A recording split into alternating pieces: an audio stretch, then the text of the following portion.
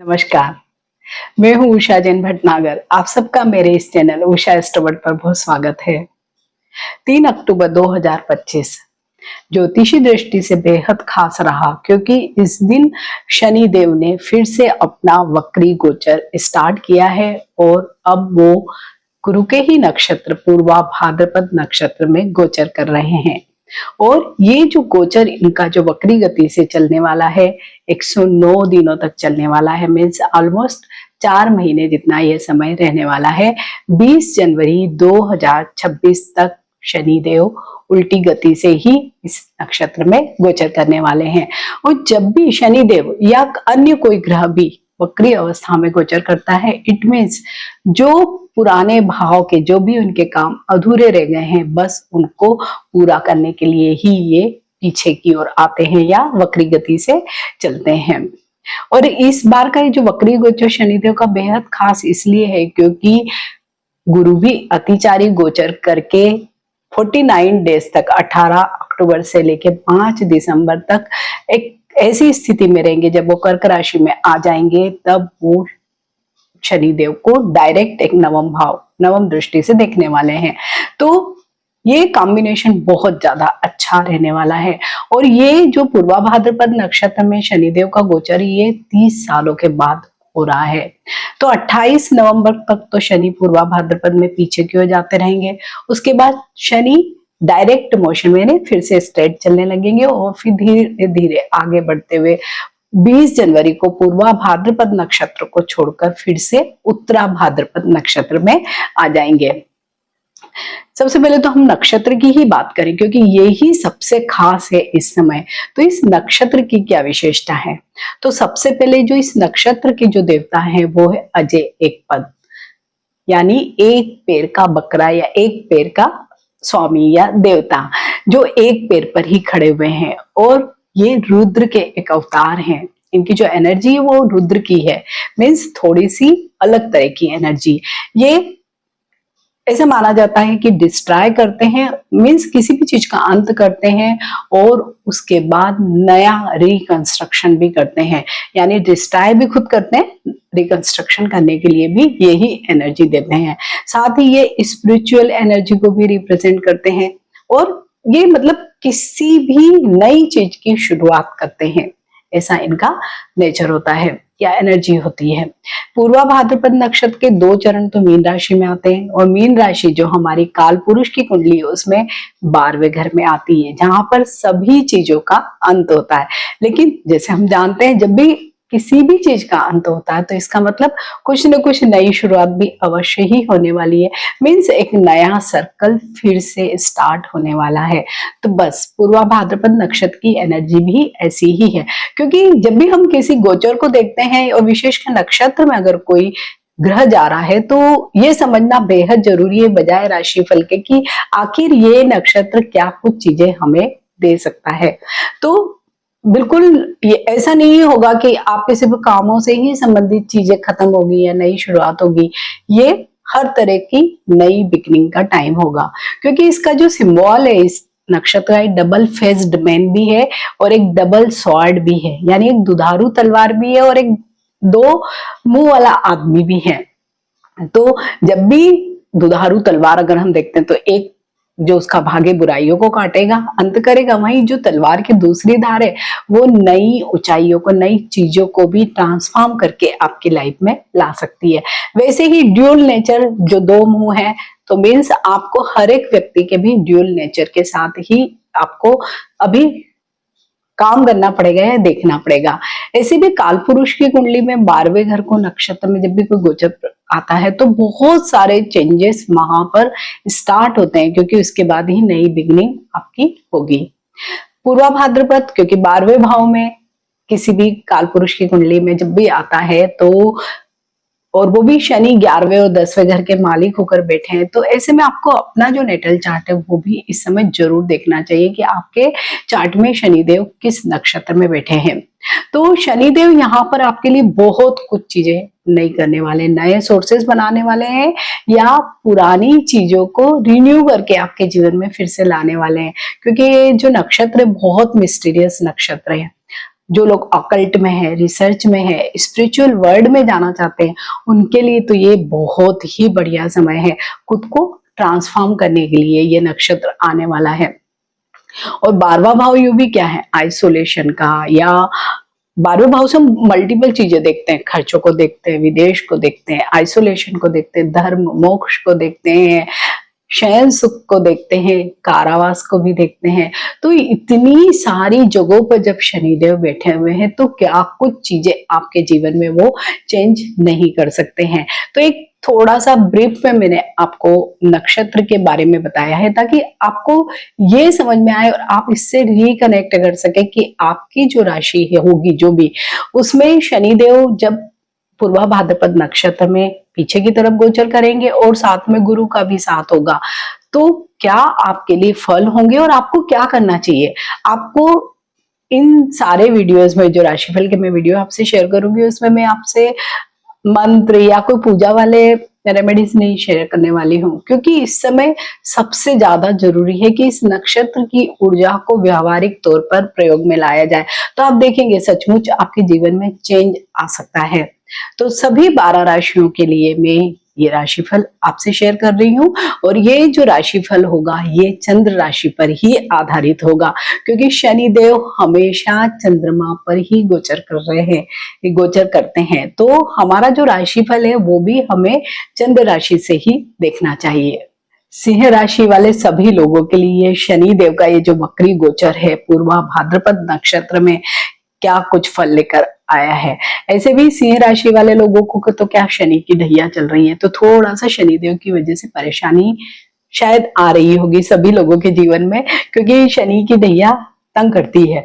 लेकिन अभी वाला जो ये समय है तो आपको कुछ महीनों के लिए तो रिलीफ ही मिल गया ऐसा ही समझिए, क्योंकि सिंह राशि के अभी शनिदेव अष्टम में गोचर कर रहे हैं और काल पुरुष की कुंडली में सिंह राशि में शनिदेव को सप्तम भाव और छठा भाव मिला हुआ है। तो 3 जगहों की एनर्जी आपको मिलने वाली है, क्योंकि इस नक्षत्र की एनर्जी क्या है, ट्रांसफॉर्मेशन की, रिकंस्ट्रक्शन की, पुराना छोड़ो नया पकड़ो वैसे वाली ही है।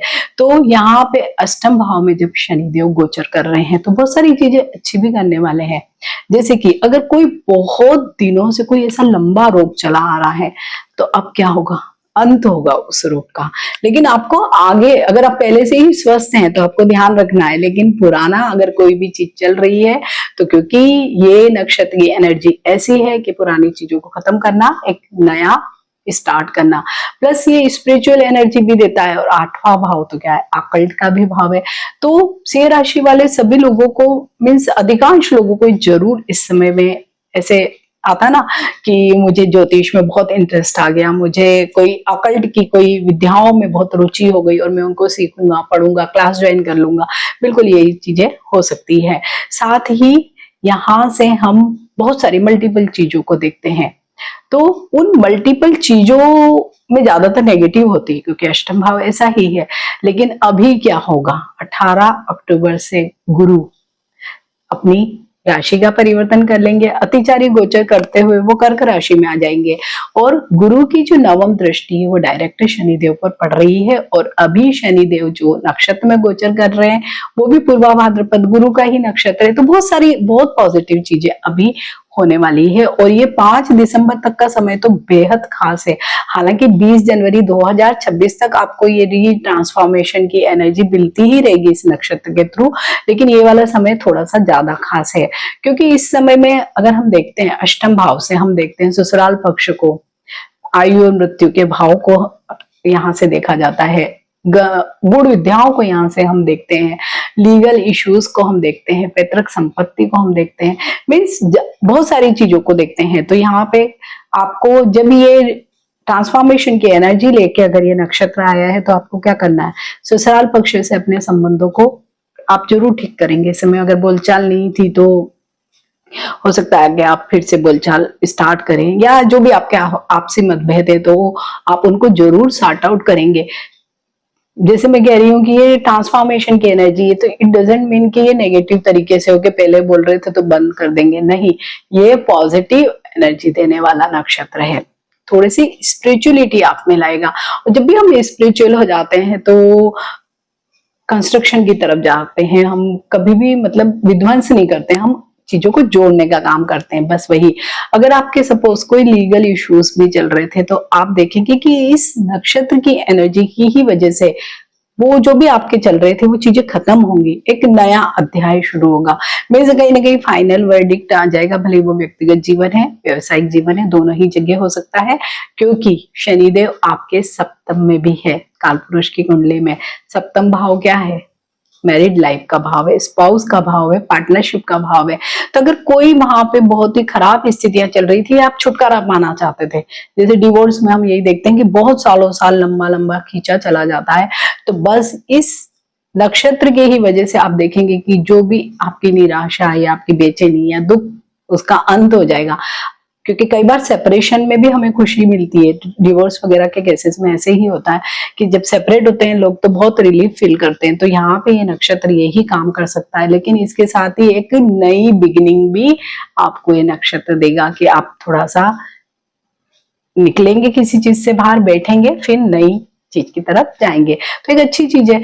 इसके साथ ही पार्टनरशिप भी हम इसी भाव से देखते हैं। तो अगर कोई पार्टनर आपका कई सालों से पार्टनरशिप में काम कर रहे हैं, बहुत मजा नहीं आ रहा है, दोनों के बीच में बहुत अंडरस्टैंडिंग नहीं है, लेकिन फिर भी करे जा रहे हैं बिजनेस कुछ वजहों से, तो अब आप जरूर इस समय में ये सोचेंगे कि इसको मैं बंद करता हूं, अब मुझे और पार्टनरशिप नहीं करनी है, या तो मैं दूसरा पार्टनर ढूंढूंगा या मैं खुद अपना काम स्टार्ट करूंगा। तो एक ये भी पॉजिटिव चीज है कि हम एक बोझ को उतार रहे हैं, नई चीज की तरफ हम जा रहे हैं।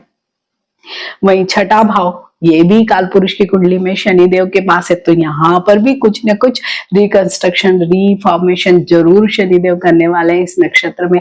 तो छठे भाव से हम मल्टीपल चीजों को देखते हैं, रोग, ऋण, शत्रु, है ना। तो रोग, जितने भी आपके पुराने रोग हैं, आठवां भाव से भी हम रोगों को देखते हैं, तो क्या होगा, उन सबका अंत होगा। जो भी कोई बीमारियां आपकी चल रही है तो आप स्वास्थ्य अच्छा महसूस करने वाले हैं इस पूरे समय में।